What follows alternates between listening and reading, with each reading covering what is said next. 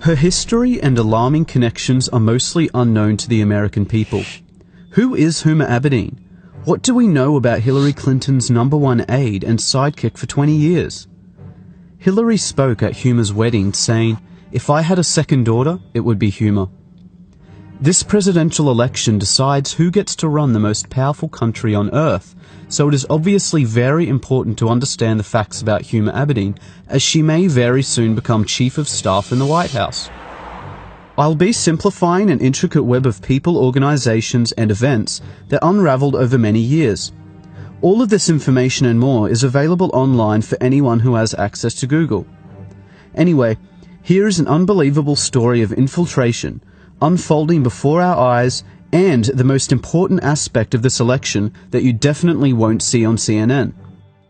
There are 4 main players in this: Hillary Clinton, Huma Abedin, Abdullah Omar Nassif, and Saudi Arabia. Huma was born in the USA. Then when she was 2 years old, her family moved to Saudi Arabia.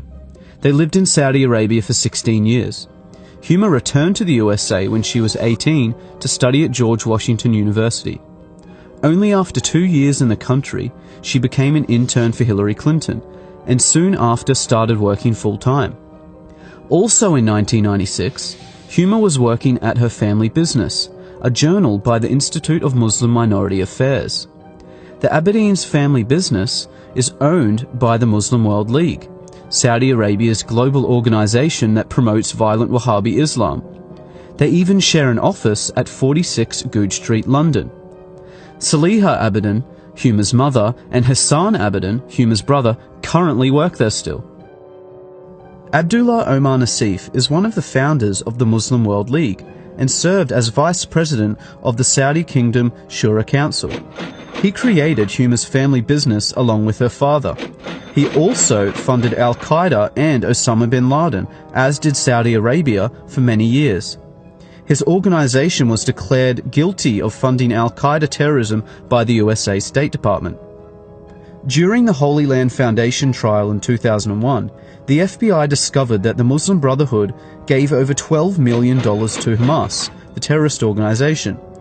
They also found the secret 18-page plan for the Muslim Brotherhood, which explains that their work in America is a kind of grand jihad in eliminating and destroying Western civilization from within. This document is available online in full. One of the many listed organizations within the Muslim Brotherhood was the Muslim Students Association, which Huma was an executive board member on for 3 years. Only 2 years after Huma left, Anwar al-Awlaki, the Al-Qaeda member and preacher to 9/11 hijackers, became chaplain of the same Muslim Students Association that Huma was a part of. To make things worse, Huma's mother, Saliha Abedin, is a leading member of the Muslim Sisterhood, the women's division of the Muslim Brotherhood.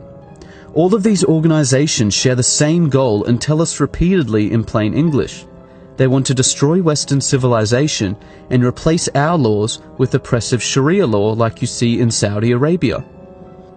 On 9/11, Abdullah Omar Nassif, Saudi Arabia, and Al-Qaeda tried to do just that. Where was Huma that day? The top funders of the 9/11 attacks created Huma's family business. Huma was officially working for the terrorists and Hillary Clinton the day those towers fell. Huma Abedin has never come forward with any information about her Saudi co-workers. Absolutely none of Huma's connections were mentioned by her during the investigations into 9/11. She has made no mention of her relationship to Abdullah Omar Nassif, the Muslim World League, Muslim Brotherhood, or her current status at her family business, which could be of unimaginable assistance to the FBI and the CIA. Huma's mother still works for the Muslim World League, yet Huma has made no effort to distance herself from her mother or her radical views. Saliha Abedin is a leading Sharia activist who has, for example, published a book called Women in Islam that claims secular man-made laws enslave women. It supports female genital mutilation, the death penalty for leaving Islam, the legal subordination of women, and the participation of women in violent jihad. Hillary Clinton has flown to meet with Saliha Abedin many times. Huma says that her mother considers her to be a big deal and is proud of her. Huma's absolute silence on all questions regarding her extremist ties says far too much. How can someone with such close links to terrorism be allowed access to our top-secret information and have security clearances? Especially since it was found that Huma was accessing Hillary Clinton's emails and physical documents. The Clinton Foundation received over $25 million from Saudi Arabia, and they also funded 20% of her election campaign. Saudi Arabia's massive influence on the Clintons and Obama administration has not gone unnoticed. The damaging results of Islamist influence on the USA and Europe is worthy of another dedicated report, as this is just the tip of the corrupt iceberg. But you can no longer deny that Hillary Clinton is actively working with a global movement whose goal is to destroy Western civilization, just for the selfish benefit of money and power. Huma is the previously hidden link between the Clintons and Saudi terrorism. Dozens of other people and organizations were left out of this for length. Any rational person should have high standards of evidence for claims such as this.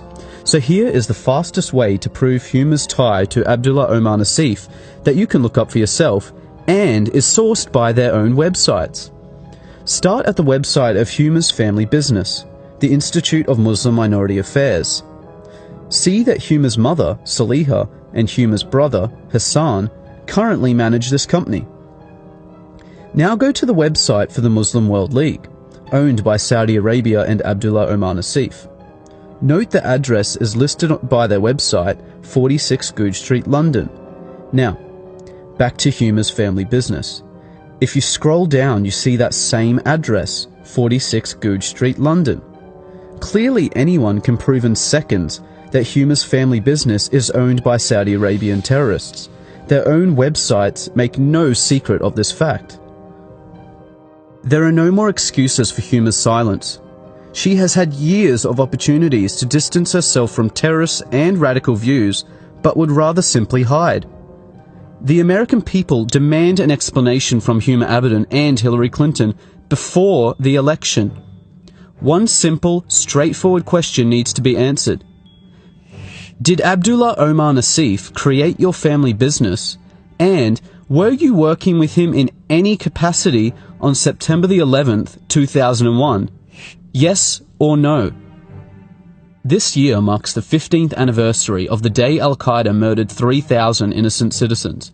Let's not forget about it so quickly. Huma's security clearances should be revoked until she or Hillary directly address this national security threat.